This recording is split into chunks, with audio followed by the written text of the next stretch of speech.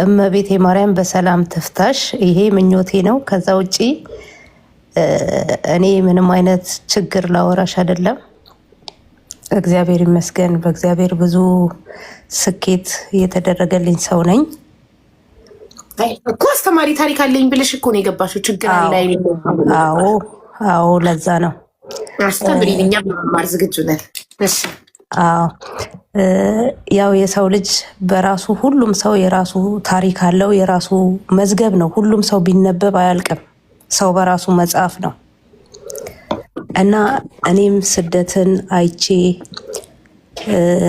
በዘመድ ቤት አድጌ እግዚአብሔር ይመስገን።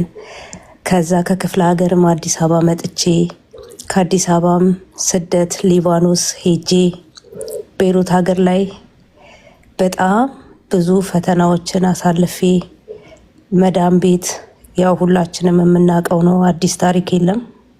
አንዱ ቤት ጥሩ ነገር ሲኖር አንዱ ቤት መጥፎ ነገር አለ። በዛ ውስጥ በጣም ብዙ ስቃዮችን አልፌ እግዚአብሔር ረድቶኝ ከዛንም እየሰራሁኝ እያለ አጋጣሚ ወደ ኢትዮጵያ ተመላልሼ የምሰራበትን መንገድ አገኘው። ንግድ ጀመርኩኝ።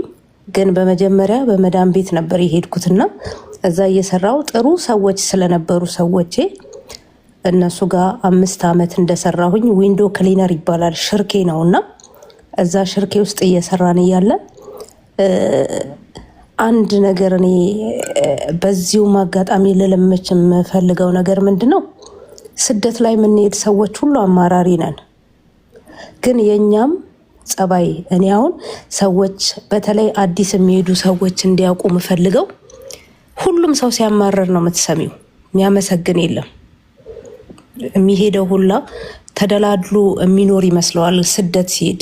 በመጀመሪያ ደረጃ የእናታችንን ቤት ትተን ስንወጣ ማሬ ማለት ኤክስፕላኔሽኑ ማስረዳቱ ማብራራቱ በኋላ ታሪኩ ስትጨርሺ ብትመክሪንም ብታብራሪንም እንቀበላለን። መጀመሪያ ግን ታሪኩን እንስማና ከታሪኩ ምን እንደምንማር እኔ ለምሳሌ ታሪክ ስታወሪ ከልጅነትሽ አስተዳደግሽን፣ ከዛ ስደት ሄደሽ የገጠመሽ ምንም አይነት ፈተና ካለ ፈተናውን እንዴት እንዳለፍሽው፣ ከዛ በኋላ ፈተናውን አልፈሽ ደግሞ ወደ ስኬት እንዴት እንደመጣሽ ታሪኩን ስቴፑን ጠብቀሽ ነው እንድትነግሪን የምንፈልገው። ከዛ መጨረሻ ላይ ደግሞ ትመክሪናለሽ ታሪክሽን ሰምተን ስንጨርስ። እሺ እኔ ፍቅር፣ እሺ ውዴ፣ እሺ። እኔ በመጀመሪያ ያደግኩት ክፍለ ሀገር ነው። የክፍለ ሀገር ልጅ ነኝ። ክፍለ ሀገር ላይ እየኖርኩኝ አንድ አጎት ነበረኝና አዲስ አበባ ለትምህርት አመጣኝ። አዲስ አበባ መጥቼ ወንድራር ትምህርት ቤት እየተማርኩኝ እያለ አንድ የሰፈሬ ልጅ ነበረችና ስደት የምትኖር፣ ከዛ እሷን ኢትዮጵያ አግኝቻት እንደሚሄድ ነገርኳትኝ። ያው የችግረኛ ቤተሰብ ልጅ ነኝ እና እናቴን መርዳት እፈልጋለሁ ከእባክሽ ብዬ ጠየኳትኝ። እግዚአብሔር ይመስገን ከ4 ዓመት ምናምን በኋላ ፕሮሰስ አድርጋልኝ ተሳክቶልኝ ሄድኩ። ስትወስደኝ ምንም አይነት ብር አልከፈልኩም። ለፓስፖርት ኢቨን ፓስፖርት ማወጣበትን እሷ ነች እየሰጠችኝ የነበረውና ከዛ እዛ ሀገር ሄጄ ሰርቼን የከፈልኳት እና ሰርቼ ከፈልኩኝ። ከዛን በኋላ እዛ የተወሰነ አመት እንደሰራሁኝ ወደዚህ ወደ ዊንዶ ክሊነር ሽርኬ እንድገባም ሰፖርት ያደረገችኝ እሷ ናት። እግዚአብሔር በዚህ አጋጣሚ እግዚአብሔር ይስጥልኝ። እና ዊንዶ ክሊነር እየሰራሁኝ እያለ በጣም ብዙ ፈተናዎችን እንዳልሽው ተረቤ ማውቃለው፣ ተጠምቼ ማውቃለው። የሚከፈለኝ ብር በቂ አልነበረም። የቤት ኪራይ በራሴ ከፍዬ ነው የምኖረው። $300 ነው ዊንዶ ክሊነር የሚከፍለን። ከዛ ውጪ ኦቨርታይም ሁላ ሰርተሽ የተወሰነች ብር ነው ተጨማሪ የሚሰጠንና በዛ ውስጥ በጣም በብዙ ፈተና ውስጥ ነበር ያለፍነው ረጅም ሰዓት። እና መጨረሻ ላይ ሶሪያዎች ቤት መስራት ጀመርኩኝ፣ ትርፍ ሰዓቴን ማለት ነው። እና እዛ እየሰራሁኝ እያለ ከኢትዮጵያ እቃዎች እየወሰድኩ መሸጥ ጀመርኩ። የኢትዮጵያ ካርድ፣ ነጠላ፣ ቅባት እንደዛ መስራት ጀመርኩኝ። ሰዎች ወደ ኢትዮጵያ ሲመጡ እንዲልኩልኝ አደርጋለሁ። በዛ መሀል ስኬታማ እየሆንኩ ሄድኩኝ። ስራዬ እየበዛ ሄደ። ከዛ እዛ ጋር የሚከፈለኝ ብር የቤት ኪራይንና እንትኔን ነው የሚከፍልልኝ። ሌላው ግን ይሄ በንግድ እየሰራው ያለሁት ትርፍ እያመጣው ሄድኩኝ። ካርድ አምጥቼ አረቦች ጋር እየዞርኩኝ ማከፋፈል ጀመርኩኝ። የዛ ጊዜ አሁን ላይ እንኳን ኦንላይን ላይ ሆኗል ካርድ። በፊት ግን በየሱቁ ማስረከብ ትቼ ነበረ። በመሃል ደግሞ እንጀራ ምናምን እየጋገርኩኝ እንጀራ ማስረከብ ጀመርኩኝ። በዚህ ባለችኝ በትርፍ ሰዓቴ ነው ይሄ ሁላ መሰራው ማለት ነው። ከዛ እግዚአብሔር የተመሰገነ ይሁን ስኬታማ እየሆንኩ መጣሁ። በመሃል ላይ ደሞዜን ተቀብዬ እናቴን ነው ማስበው። በቃ ያንን ብር ለእናቴ እስክልክላት ድረስ ነው ሁሌ ማስበው። ሁሉ ነገር የእናቴ ናት።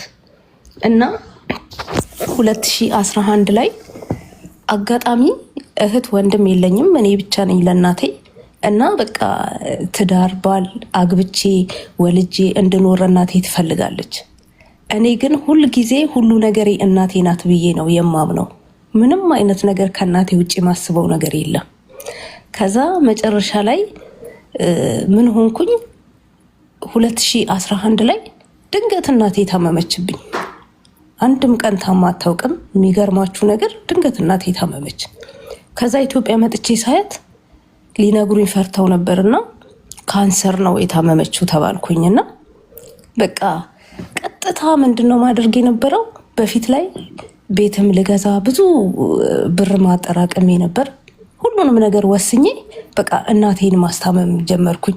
ደርሼ ልመለስ ነው የመጣሁት ወደ ኢትዮጵያ ማለት ነው። ከዛ ልክ በቃ ሁልጊዜ ጸልያለሁ። ይማርሽ ሁልጊዜ ጸልያለሁ። እግዚአብሔር ወይ አንድ እናቴን ማዳን ያቅታል ብዬ ጠይቀዋለሁ። ይሄንን የምናገረው ጸሎትም ዋጋ እንዳለው ነው። እና እግዚአብሔር ወይ አንድ እናቴን ማዳን ያቅታል እለዋለሁኝ ሁልጊዜ ማለት ነው። ከዛ ልክ በዚህን አጋጣሚ ከነበረችበት ሆስፒታል ሌላ ቦታ ወሰድኳት። 2 ኦፕሬሽን ተደረገች። በቃ በጣም ጓደኞቼም እግዚአብሔር ይስጣቸው ሊባኖስ የነበሩ ጓደኞቼ ሁሉም ከጎኔ የነበሩ እና ምንም እናቴ በቃ እየተሻላት አልመጣችም። በጣም ትልቅ ፈተና ውስጥ ገባሁኝ። ግን እንደዛም ሆኖ እግዚአብሔር ተስፋ ነበረኝ እናቴ ትድናለች ብዬ ማለት ነው። ከዛ የሆነ ቀን ቤታችን ውስጥ ትልቅ ስዕል አድኖ አለና እዛ ስር ቁጭ ብዬ እግዚአብሔር ወይ እኔ እናቴም አባቴም እሷ ነች፣ ሁሉ ነገር እሷ ነች፣ ለምንድነው እናቴ ልታድንልኝ ማትችለው ብዬ ጸልያለሁ።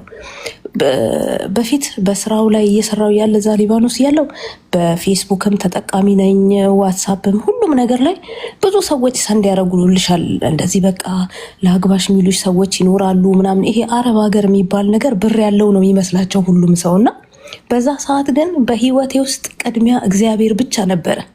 በቃ እግዚአብሔርን ነበር ማስቀድመውና እዛም ኢትዮጵያ መጥቼ እግዚአብሔር ወይ እኔ በስደት እንኳን ስኖር አንድ ቀን ካርድ ሙሉልኝ ብዬ አላቅም፣ እንኳን አረብን ማለት ነው። ሁልጊዜ የማስበው አይኖቼ እግዚአብሔርን ነው የሚያዩትና እግዚአብሔር ወይ እኔ ለአንተ ታምኜ እንዴት እናቴን ማዳን አቃተህ? በስደት በሰው ሀገር እንደዚህ እየለፋውኝ እንዴት አታየኝም ብዬ ሁሌ ያለቅስ ነበረ። እና አንድ ቀን የሚገርማችሁ ነገር ቤተሰቦች አሉኝ አሜሪካን ሀገር የሚኖሩ እና ባል ያመጡልኛል። በፊት እዛ ሀገሩኝ አንቺ አግቢ ምናምን ሲሉኝ በፍጹም በቃ እኔ ሁሉ ነገር የእናቴ ናት ብዬ ነው ማምነው። ከዛ መጨረሻ ላይ ልክ አሳከሚያት ትንሽ እንደተሻላት ተመልሼ ሊባኖስ ሄድኩኝ። ሊባኖስ ሄጄ ሁሌ ማስበው እናቴን ነው። አሁንም ስራም እየሰራው ያው በሽታውንም የምታውቁት ነውና በጣም ጨነቃለሁ። በቃ የእናቴ ነገር ነው የሚያሳስበኝ። ከዛ የሆነ ቀን እስቲ ሊያት ብዬ ተመልሼ ስመጣ ኪሎዋ ምናምን በጣም ወርዷል ምናምን ነገርና በቃ ከዚህ በኋላማ ተመልሼ አልሄድም ብዬ እዛው ቀረሁኝ። ስቀር እምሰራባት መዳም ነበረች፣ እነሱ ይረዱኛል። በቃ ምንም ብቻ እግዚአብሔር ብዙ ሰዎችን ያስነሳልኝ ነበር። እነዚህን ሁላ ያፈራሁት ስደት ሀገር ላይ ነው። ኢቨን የምሰራባቸው ሰዎች እየደወሉ በቃ አይዞሽ ልክ መምጣት በፈለግሽ ሰዓት ኢቃማኛ እናሰራልሻለን ምናምን ይሉኛል። በቃ ያጽናኑኛል ምናምን። በዛ መሀል ሳላስበው በአንድ ቀን ማለት ነው አንድ ቀን ስልክ ይደውልልኝና አንድ ማቀው ሰው ነበርና በፊት ኢትዮጵያ መተሽ ልፈርምልሽ ምናምን የሚለኝ ነበረ። ያው የቤተሰብ እንደ ቤተሰብ ነገር ነን እንዴ ይሄማ እንዴት ይሆናል ምናምን ብዬው ትቼው ነበር። እዛ ሊባኖስ እያለው ምንም ቦታ እንትን አላልኩም ነበር። መጨረሻ ላይ የሆነ ቀን ይደውልልኝና ለምን የእውነት ተጋብተን ወደዚህ አትመጪ ምናምን ሲለኝ እግዚአብሔር ሐሳቤን እንዴት እንደቀየረው ራሱ አላውቅም። እሺ በቃ አንዴ ይቅርታ፣ አንዲት ልጅ በጣም ስለኔ ተጨንቃ ምን እያለች ይመሰላችሁ? ሀቢባ ጸሎት አድርጊ በእናትሽ፣ ስለ አንቺ በጣም ብዙ የሚያስፈራ ህልም እያየው ነው። አንቺ ስለ ራስሽ ህልም አታይም? ስለኔ ምን አስጨነቅሽ? አንደኛ። ሁለተኛ ነገር የፈጠረኝ አምላክ አለ። ስሞት ከሆነ ያየሽ ልሙት ቀን ይደርሶ ነው። ልታመምም ከሆነ ማንኛውም ሰው እዚህ ምድር ላይ ይታመማል። ልታመም ይምረኛል እሱ ያሳመመኝ ፈጣሪ። እኔ በፈጣሪ የምተማመን ሰው ስለሆንኩኝ ህልምም ምንም አልፈራም። ፈጣሪ ያደረገኝን እንዲያደርገኝ ሙሉ በሙሉ ህይወቴን ለሱ ሰጥቼዋለሁ። መብቱ ነው። እሱ እንደፈለገ ያርገኝ። ከፈለገ ይግደለኝ፣ ከፈለገ ያኑረኝ፣ ከፈለገ ያሳምመኝ፣ ከፈለገ ያድነኝ፣ የፈለገውን ያርገኝ። መብቱ ነው። እሱ በህይወቴ ያመጣውን ሁሉ አሜን ብዬ ይቀበለዋለሁ። በፈጣሪ የሚተማመን ህልም አይፈራም፣ ምንም አይፈራም። እሺ እኔ እናት ቴንኪዩ። እሺ ነው እንድቀጤ ወደ ታሪክሽ። እሺማ ከዛ በኋላ ተመልሼ እዛ ሊባኖስ እየሰራሁኝ ምናምን ይሄ ልጅ እንደዛ አለኝ። መጨረሻ ላይ የሚገርምሽ ነገር ሀቡ ብዙ ጊዜ ስታስተምሪ የምሰማቸው ነገር አለ፣ ስትገስጪ ምናምን የምሰማቸው ነገሮች አሉና በአንድ ቀን ያወቃችሁትን እንደዚህ የተዋወቃችሁትን የምትያቸው ነገሮች አሉ። እውነት ነው። ግን ከእግዚአብሔር ከሆነ አንድ ቀንም ማወቅቸው ግማሽ ሰዓትም ማወቅቸው ከእግዚአብሔር ከመጣ ምንም ነገር የሚያናውጠው ነገር የለም። በ15 ቀን ውስጥ እንደዚህ ደውሎልኝ እሺ ተባብለን በአንድ ወር ውስጥ ተጋባን። ሀቡ በአንድ ወር ውስጥ ሰርጋችን ተደግሶ መስከረም 11 ተጋብተን በሁለተኛው ወር በ11 እናቴ ያረፈች። እናቴ ሞተችብኝ በሁለተኛው ወር ማለት ነው። አስቢ። አዝናለሁ እናትሽን ስላጣሽ። ግን ፈጣሪ አይሳሳትም። እሱ ሁሌም ትክክል ነው፣ መብቱ ነው። አዎ ግን እግዚአብሔር እንዴት እንደሚያስብልን ነው አስተማሪው። ህይወቴም ይሄ ነው። ምክንያቱም እኔ በራሴ ኃይል ሁሌ ከእግዚአብሔር ጋር የምተናነቀው እናቴን ለምን አታድንልኝም ነበር። ግን እናቴ ልጅም ስለሌላት እኔ ስለሆንኩኝ የኔን ዓለም እንድታይ ስለፈለገ ከስደት አምጥቶኝ ሰርጌ ላይ ቁጭ ብላ ድራኝ በሁለተኛው ወር በ11 እናቴ ከዚህ ዓለም አረፈች። ከዛ በኋላ በጣም አዝኜ ነበረ።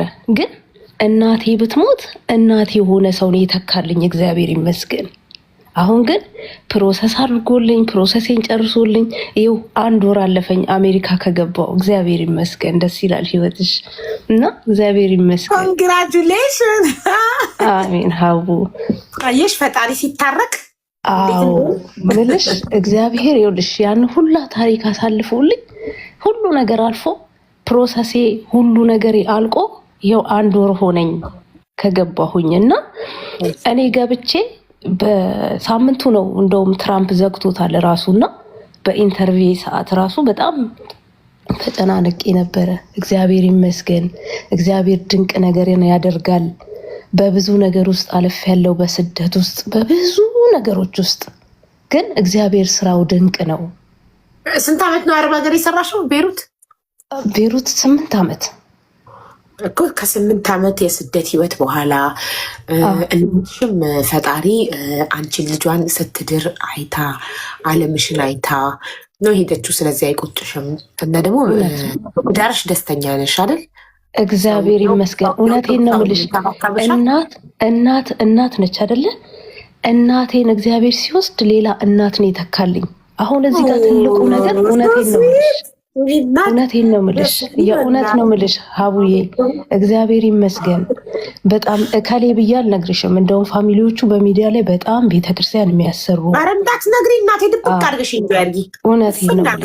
እውነቴን ነው የምልሽ በጣም የእግዚአብሔር ሰዎች የሆኑ እጅግ በጣም ብዙ። ግን ሁልጊዜ አንድ ነገር ሰማለሁኝ፣ ዛሬ ላይ ተዋውቀው እንደዚህ ሆኖ ግን ያም አይደለም። ትልቁ ነገር በእምነት መጽናት ነው። ይኸውልሽ እኔና ባለውን በፌስቡክ ነው የተዋወቅነው። ብዙ ሰው በፊት ማለት እንደተዋወቅን ሰሞን ምን ይሉን፣ አሁን 15 ዓመታችን ነው። 5 ዓመት በፍቅረኝነት ቆይተናል፣ 10 ዓመት በትዳር ቆይተናል። እና እንደተዋወቅን ሰሞን በፊት ሰው ምን ይላል መሰለሽ፣ እንዴ አንቺ በፌስቡክ የተዋወቅሽን ሰው አምነሽ በሚዲያ ያወቅሽን ሰው አምነሽ ምናምን ይባላል። ሰውን በሚዲያም ልታውቂው ትችያለሽ፣ ለቅሶ ቤትም መንገድ ላይም በምንም አይነት ሁኔታ ታብቻለሽ። ይሄ እድል ከፈጣሪ የተጻፈ ነው። እውነት ነው። የጻፈልሽ እህል ውሃሽ፣ እንጀራሽ፣ ርዝቅሽ ከሆነ የትም አይሄድም። ያንቺ እድል ከወጣግታል እንጂ ማንም አይበላውም። እና ሴቶች ይኸውልሽ አንዳንዴ አሁን መቼ ትናንትና ነው ከትናንት ወዲያ ስንሰማ የነበረው ታሪክ ትናንትና ነው ጋይስ፣ ኢትዮጵያ ሆኜ ሻንጣ እያዘጋጀው የሰማነው ታሪክ በጣም የተመሳጨ ነው። ባል ለመግዛት ብላ 300 ምናምን ሺህ ብር ጨረሰች። እድሜ ሳይሄድ ሉላድ ብዬ ነው ምናምን እያለች ፈጣሪ ለአንቺ ካለው በ17 ዓመትሽ ታገቢያለሽ። ፈጣሪ አታግቢ ካለ አታገቢም። እውነት ነው። በቃ ስለዚህ ከፈጣሪ ጋር መታገል አያስፈልግም። ፈጣሪ ሆይ አንተ ለአንቺ ይሆናል የምትለው አንተ ታውቃለህና ከኔ በላይ ለእኔ አንተ ስለምታውቅልኝ አንተ ይሆናል የምትለውን ሰው ወደ እኔ ላክልኝ ተብሎ ይጸለያል እንጂ ጧት ማታ ባል በብር ለመግዛት አይሞከርም። ትክክል። ስለዚህ እሱን ወደ አንቺ የላከው ፈጣሪ ነው። አንቺ አይደለሽም። እናትሽ የሆነ ሳል አንቺን ልጇ አግብተሽ ማየት ስለምትፈልግ ጧት ማታ ፈጣሪዋን ትለምን ነበር። ፈጣሪዋ ደግሞ ሰማትና ይህንን መልካም ሰው ላከልሽ ወደ አንቺ። ገባሽ? እውነት ነው ሀቡ፣ ፈጣሪ ነው። እውነት ነው። ያንን ነው ደስ ያለን። ግን አንቺ እህታችን፣ የስደት እህታችን፣ የአረብ ሀገር እህታችን በተዳርሽ ደስተኛ ስለሆንሽ የተሻለ ቦታ ላይ ዛሬ ስላለሽ እጅግ በጣም ደስ ብሎናል። አዎ እኔም በጣም እግዚአብሔር የተመሰገነ ይሁን። ኢትዮጵያ እያለሁ የሚገርምሽ ለምን እስካሁን አልወለድሽም? እዚህ የሆነ እዛ ሆኜ ትንሽ እንትኖች ነበሩና አንደኛ ነገር እኔም ያው እህትም ወንድምም ስላልነበረኝ እሱም እዛ ሆኜ ብቻዬን እንድሆን አልፈለገም። ከዛ አንጻር ግን ያሳለፍኳቸው ጊዜዎች ሁላ የሚገርምሽ ሜካፕ ተምሬያለሁ፣ አይኤምኤስ፣ ቢዩቲ ሳሎኖች ብዙ ነገሮችን ሲያስተምረኝ ነው የቆየዋቸው ጊዜያቶች ማለት ነው ኢትዮጵያ በነበርኩባቸው ሰዓቶች። አሁን ላይ እንደውም እዚህ ቢዩቲ ሳሎን ከፍታለሁ ብያለሁ ከእግዚአብሔር ጋር እንግዲህ እግዚአብሔር ከፈቀደ። ቆይ ማለት አሜሪካ ከገባሽ ስንት ጊዜ ሆነሽ? 1 ወር ሆነኝ ገና። ለምን አትወልጂም ያልኩሽ እኮ አሜሪካ ከመጣሽ በኋላ ነው። ኢትዮጵያ እሱ አሜሪካ ኢትዮጵያ ሆነሽማ እንዴት ባይርቃት ወዳላችሁ ገና 1 ወርሽ ከሆነ ገና 1 ወሬ ነው ከገባው ገና ነኝ። እግዚአብሔር ያውቃል። ሁሉ በእግዚአብሔር ፈቃድ አይደል የሚሆነው? ትክክል። አይ ፈጣሪ ሲለው ይሆናል። ግን አይ አንቺ አንዳንድ ሰው አይፈልግም፣ ይጠነቀቃል፣ መከላከያ ይጠቀማል ምናምን። አንዳንድ ሰው ደግሞ እየሞከረም አይሆንም። እየሞከረ ያላረገጠው ፈጣሪ ስላላለው ነው ይባላል አለ። እውነት ነው፣ እውነት ነው። እንዳይፈጠር ደግሞ መከላከያ የሚጠቀመው ምናምን ደግሞ አይ አሁን ስለማልፈልግ ነው ፕላኔ እንዲህ ነው ስለሚል ነው። ለዛ ነው የጠየኩሽ። ገባሽ? አዎ ወይ እግዚአብሔር ይመስገን። እኔ በጣም ደስተኛ ነኝ ሀቡ። ስደት ላይ ሆኜ የነበረኝ ኢቭን ሰዎቼ መዳሜ እስቲል እስካሁን ድረስ አወራታለሁና እዚህ አሜሪካ ይመጣሉ። ስመጣ ሰርፕራይዝ አደርግሻለሁ ትለኛለች። እግዚአብሔር ይመስገን። አረብም እኔ ክፉ ነው ብዬ አላምንም። ለእኔ በጣም ጥሩዎች ናቸው። እንኳን አረገልሽ ፈጣሪ፣ እንኳን ረዳሽ ፈጣሪ። አንቺ የረዳ አምላክ ሁሉም እህቶቼ ትዳር የሌላቸው እንዳንቺ የሰመረ ትዳር ይስጣቸው ፈጣሪ። አሜን። ሁሉም ሴት ደስተኛ ትሆን፣ እርፍ ያለ ህይወት ይኖራት። ሁሉም ሴት ሚሻሌ ደግሞ ስደት ላይ የሚንከራተቱ ስደተኞች ይሆንን ስደት ላይ የሚንከራተቱ እህቶቼ ፈጣሪ ያማረ የሰመረ ትዳር ይስጣችሁ። አሜን። እና በጣም ነው ደስ ያለን። በጣም እህታችን ለአንቺ እጅግ በጣም ነው የተደሰትንልሽ። እግዚአብሔር ይመስገናው። እህቶቼ ልላቸው የምፈልገው ተግታችሁ ጸልዩ፣ ተግታችሁ ጸልዩ ነው ማለት የምፈልገው። በየሃይማኖታችሁ እርስ በርስ መነቃቀፉ፣ የአንዱን እምነት አንዱ መንቀፉ ያ አይደለም። ሁሉም ሰው በራሱ ልክ ነው። እኔ ለምሳሌ ከኦርቶዶክስ ቤተሰብ ስለመጣው ኦርቶዶክስ ልክ ነው ብዬ አምናለሁ። አንድ ሰው ደግሞ ከሙስሊም ቤተሰብ ስለመጣ የሙስሊም ቤተሰብ ልክ ነው ብሎ ያምናል። ትልቁ ነገር ግን ቅልብና ሀቀኝነት፣ እግዚአብሔርን መፍራት ነው እንጂ ማንም በራሱ ልክ ነው። ተከባብሮ መኖር፣ አንዱን አለመንቀፍ፣ ሁልጊዜ ግን በፈጣሪ ፊት መጸለይ እግዚአብሔር ስኬታማ ያደርጋል። እና እህቶቼ አይዟችሁ በርቱ ማለት እፈልጋለሁ። እግዚአብሔር ያክብርልኝ የኔ ውድ። አሜን። በጣም እናመሰግናለን። ሁሌም ደስ እንዳለሽ ኑሪ። እኔና ፈጣሪ ጤነኛ ልጆችን ይስጥሽ። አሜን እናቴ፣ አሜን። አመሰግናለሁ እህቴ። እኛም እናመሰግናለን። ደስ ብሎናል። በጣም ደስ ብሎናል ስለ እህታችን ጋይስ። ፍሪጅ ላይ የሚለጠፍ ስጦታ የተሰጠኝ ነው። እነዚህ ፖስታ ቤት ልብስ እቃ ልገዛ የባህል ልብስ ልገዛ ሂጄ እያንዳንዱ ሱቅ አንዳንድ ስጦታ እየሰጡኝ ሀቢባ ነይ ሱቄ ግቢ ነይ ግቢ ነይ ግቢ እያሉኝ ስጦታ ፍሪጅ ላይ የሚለጠፍ የሰጡኝ። ኢትዮጵያ ፋሲል ግንብ ኢትዮጵያ አዲስ አበባ ፍሪጅን ላሸበረቃት ነው። ክራር እና ጀበና አታምር። እናታችሁ ጀበናችን ታምር